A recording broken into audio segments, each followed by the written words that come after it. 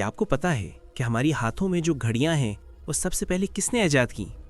آج ہماری گھڑیاں جس اصول پر چلتی ہیں وہ سب سے پہلے ایک مسلمان سائنسدان نے دریافت کیا تھا۔ یہ واقعہ 1000 سال پہلے مصر کے شہر قاہرہ میں پیش آیا۔ ایک رات مسجد کے صحن میں ابن یونس نامی ایک عالم رسی سے بندھی ایک چھوٹی سی دھات کو جھولتا دیکھ رہا تھا۔ دیکھنے میں یہ بہت معمولی سا کام تھا، لیکن حقیقت میں یہ ایک بہت بڑا راز تھا۔ ابن یونس نے یہ حیرت انگیز بات محسوس کی کہ یہ دھات ہر بار تقریباً ایک ہی وقت میں آگے پیچھے جھولتی ہے۔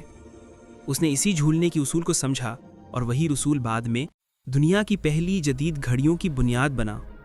اسی دریافت کی وجہ سے وقت کا حساب رکھنے کا پورا طریقہ بدل گیا اور سائنس ایک نئی سمت میں آگے بڑھی۔